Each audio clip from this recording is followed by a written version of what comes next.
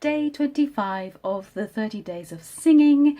It is Sunday, and as usual it's a pretty busy one because this morning I had to make sure that my little Soprano Sunday Digest went out to all the subscribers, and sometimes that is a bit of an ask, and this week has been especially difficult because my week has been a bit kind of broken up by the birth of my third grandchild.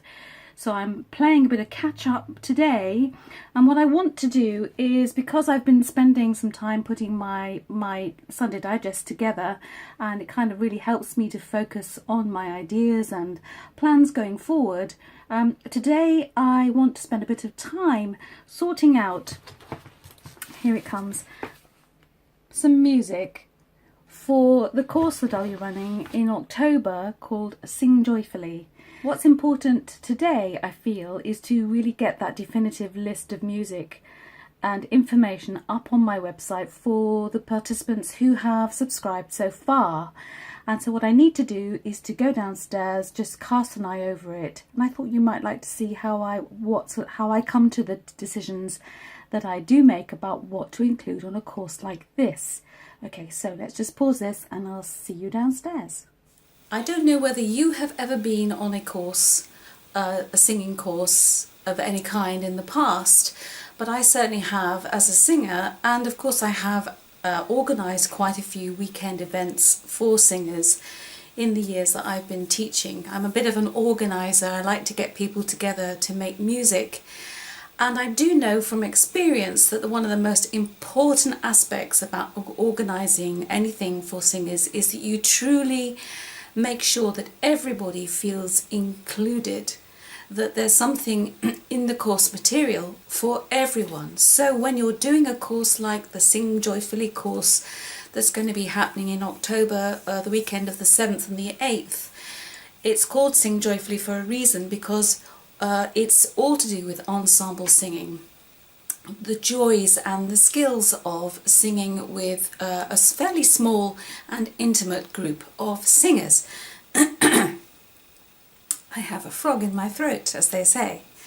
Okay, now what I've done, the course music so far has been evolving since I put the ideas out there, because of course what you want to do as a course organizer is to respond to the needs of the people who seem to be showing interest.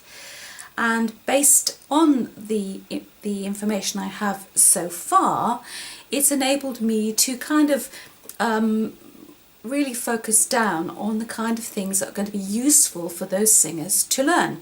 And the first thing is memorizing music.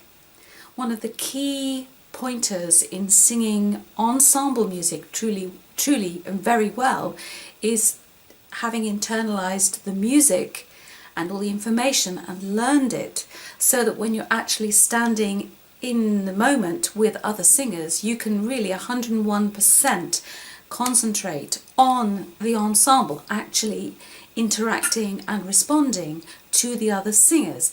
So I've organized 3 pieces of music that I'm asking singers to memorize. They're very contrasting. One is a very typical madrigal, a 4-part version, a madrigal that shouldn't pose too many problems. It's not very long and it's not too involved. So in terms of time, it won't take long for individuals to come ready for the course having memorized their part. So it could be that somebody comes and sings the soprano part and they sing all of that from memory, whilst other people are singing the alto part, the tenor part and the bass part. So you see how it works. It's like a little kind of jigsaw puzzle that has to go together. I've done a similar thing with an even shorter piece. It's 3 verses of the same harmony, but it's going to be much more kind of improvised in feel. Kind of gospel idea, in that we can learn the basic tune and the harmony for your particular part, soprano, alto, tenor and bass, but there's going to be a freedom within the group to actually improvise, put in some of your own little flourishes if you wish. And the third piece to memorize is just one tune. Everyone learns the same tune. It's not exactly around, or a canon. I suppose it's more like a canon, but this is not in English. This is a song that I learned whilst I was teaching for County Music Service in Warwickshire.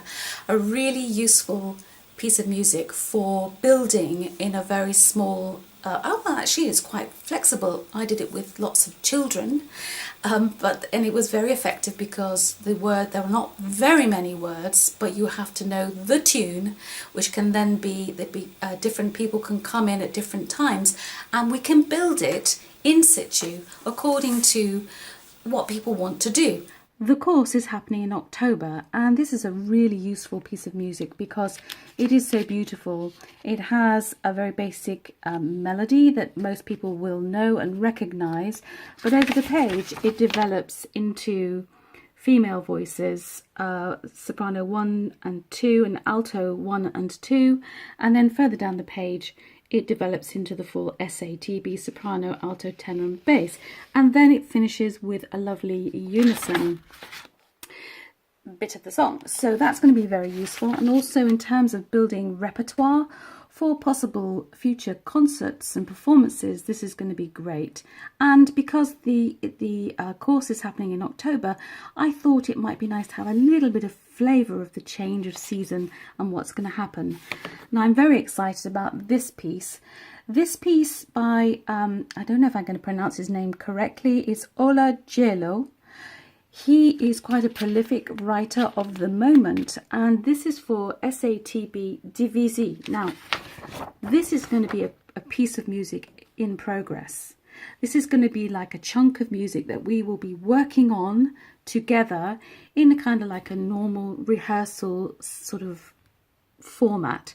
So there will be stops and starts, and people can start to put the piece of music together, and in no way do I expect that to be perfect. You know, I want to give as much variety into the kind of rehearsing that we'll be doing, and to give people an experience of what it's like to start building a brand new piece of music from scratch.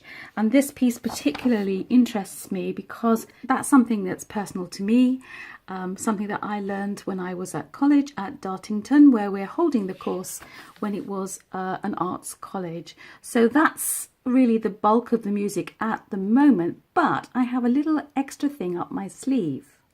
Of course, you can't do a weekend course like this, Sing Joyfully, and be totally serious all the time. So I'm adding a little extra something, and here it is. Some Beatles music. Okay, now it's it's very simple. You can see it's for little voices, so it's intended for younger people to grasp really quickly. And I've used this in my teaching, again, with County Music Service. What they've actually included has some two lovely tracks that I really like, which is Blackbird and I Will. There's also Let It Be, Penny Lane, and With a Little Help from My Friends. Now, my experience in the past has told me that, you know, most people like a little bit of the Beatles, but the two songs at the beginning, Blackbird and I Will, are two of my absolute favourites, and they're not always 100% easy to pull off. So what I have in mind is to use these two, I Will and Blackbird, as possible duet scenarios for the participants on the course. They can either opt to sing it with just one other person, or we can just have everybody singing and divide the group into two. And to make it a little bit more fun, of course, we do actually have a backing track. As far as I remember, I think it's just piano. So I will take my trusty CD player and we will use that and have a bit of a fun session, just singing through these ensembles, these small ensembles, either as two people singing or the whole group singing, and dividing them into two parts. And one final thing, and you always have to have something up your sleeve when you're organising workshop or courses like this, because sometimes things don't always go as you imagined. Some things might suddenly not so much fall flat, but you've got to have something that you've got that you can just slip into the course. That's going to take me some learning before the course, so yeah, we're just gonna I'm gonna hold that thought for a while because I've got it in my radar and I think it's going to be possible, and it'll be one of those things where everybody has to just follow my direction, learn their parts on the spot, and then we'll pull off this thing there and then. And it should be fun, it should be full of joy. And that's very much what's on the top of my mind now, as this afternoon I prepare a list of music and send out information to all the participants who have applied to do the course, to attend the weekend in October. All the information about the course is on my website, so if you go to www.littlesoprano.co.uk, you'll see along the top there, the navigation bar, you'll see weekend courses, and the Sing Joyfully course is listed there with the one I've got organised for next March, which is where we will return to this idea of love your voice, which is much more about how you nurture your voice, how you look after yourself as a singer, and how you kind of, from a spiritual point of view, how you can use singing to add a special ingredient to the fulfillment of your everyday life. So that's all from me for today, the 25th day of my 30 days of singing. I will be back again tomorrow. Thank you very much for watching and see you again soon. Bye for now.